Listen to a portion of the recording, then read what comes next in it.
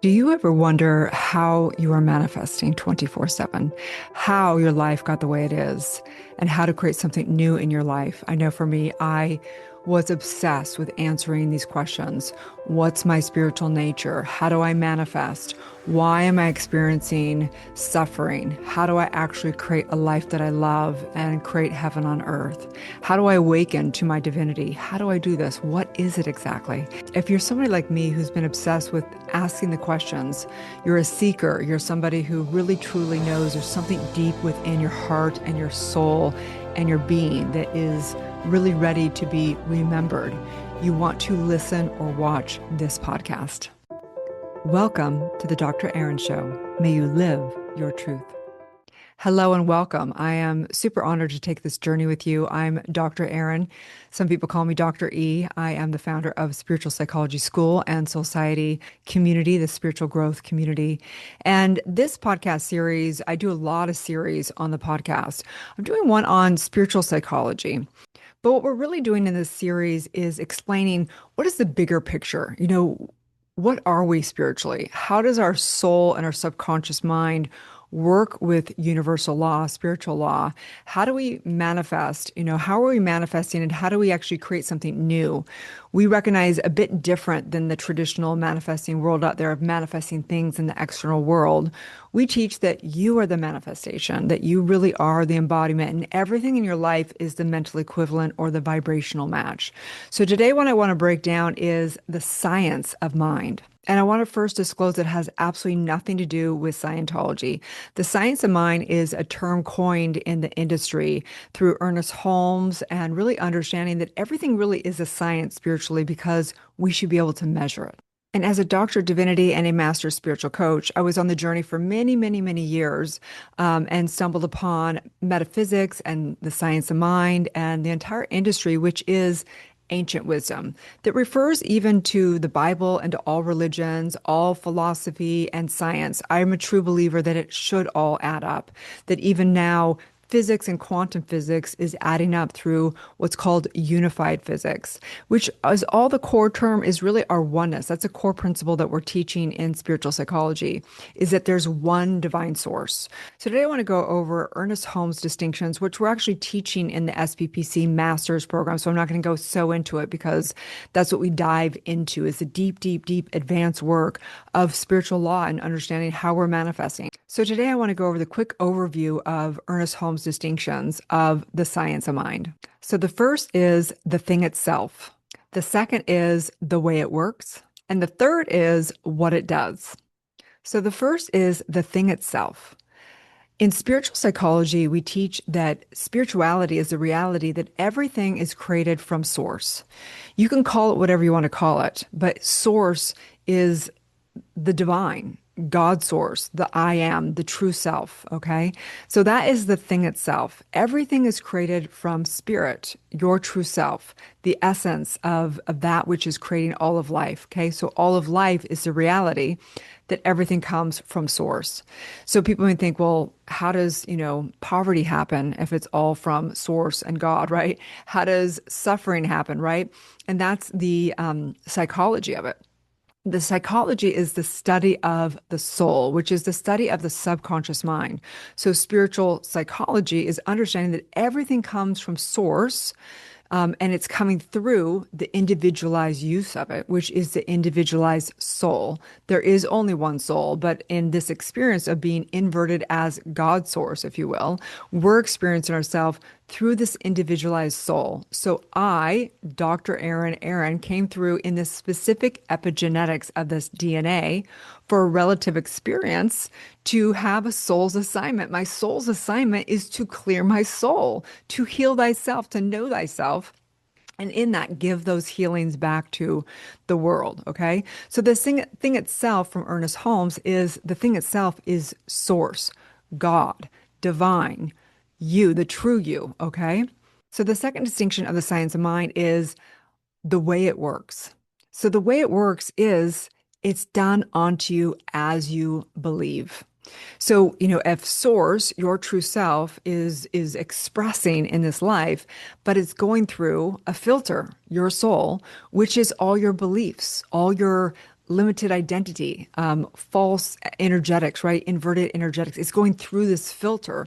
We say this a lot through, say, the metaphor of the water going through the water spigot, right? You turn on the water comes coming out of the faucet, but sometimes you turn on the water and it's dripping out because what happens? We have to take off that little filter on the faucet and clear out all the granules, all that sand, all that gunk in there. And that's the spiritual psychology coaching that we're doing, which is clearing out the soul of all the limited beliefs, false identity, and all the, stuck energetics and emotions, right? So it's done onto you as you believe. Obviously, this is one of the most famous quotes from the Bible.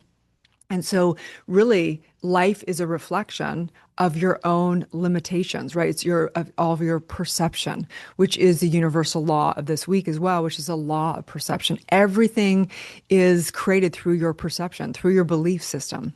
And so the third distinction that Ernest Holmes made is what it does. So what it does is all it does is, as the saying goes, and so it is. All the universal law does is it says yes.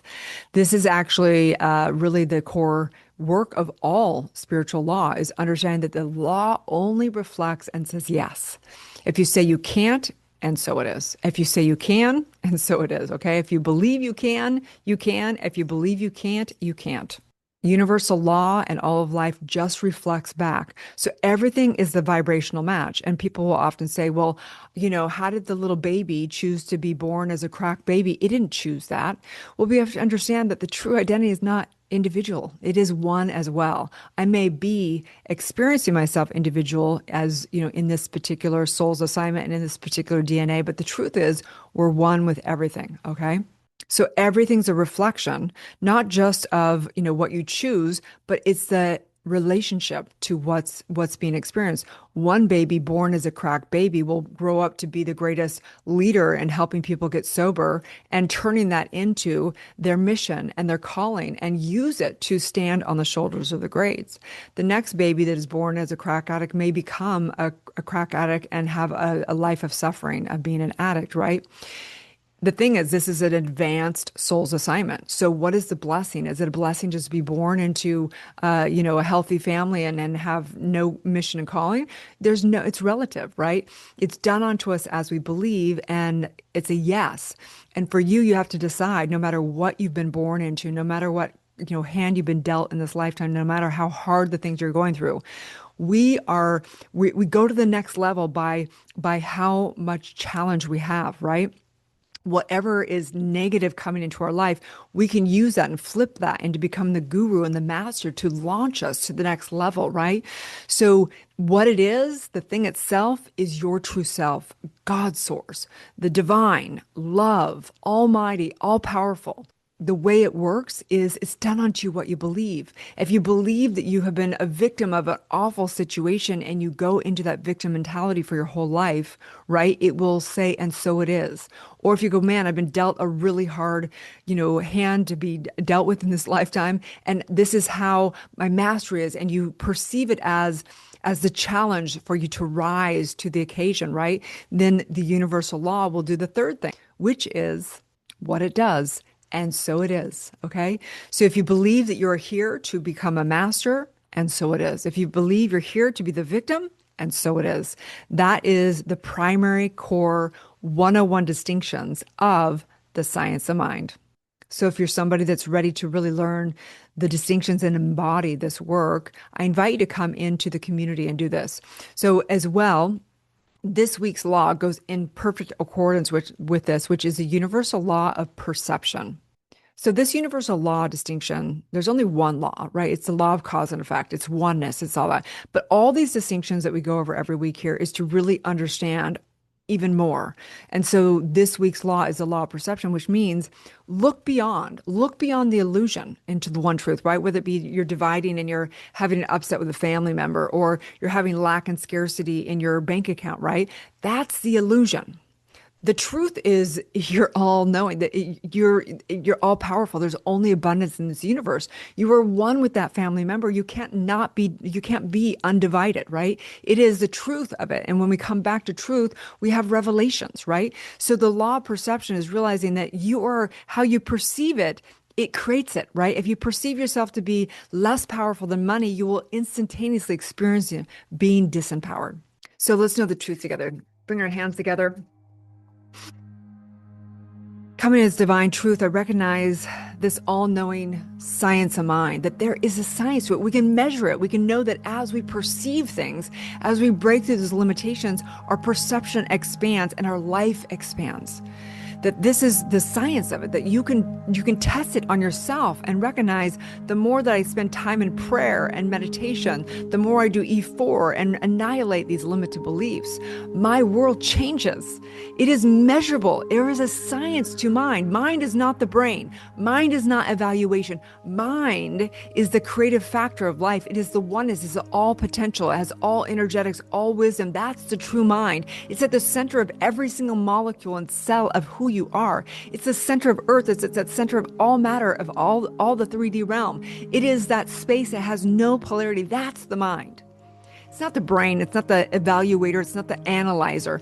That is the mind is the one divine mind. It is the soul. It is the life. It is that which holds all of it. It is the infinite and the finite. It is the one divine mind. And so I'm knowing this great awakening, the great awakening to know that within you, you can use this creative factor. You can use this manifestation of who you are to tap into the thing it is, which is you. The thing itself is you, your true identity. And what I know for sure is you can work it by releasing the limited beliefs to really truly begin to fully express thyself and know thyself. And in this, I just say yes because the universe says yes. And I know that that is what it is. It is, and so it is, and so it is, and so it is. May we live this. May our prayer, our life be a prayer. May we live every day, every way, with every word we speak, every thought we energize, everything we write, everything be truth. May we set ourselves free. It is done, as together we say, and so it is. Okay, you guys, have a beautiful, blessed day. If you're not already in the community, you can grab the link below, the Universal Law Calendar. It's free.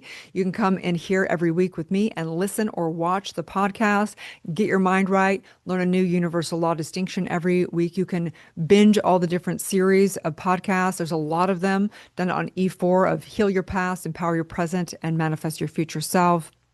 We want to just serve you here and know that we are one. We love you. Have a beautiful, blessed day, and may you live your truth.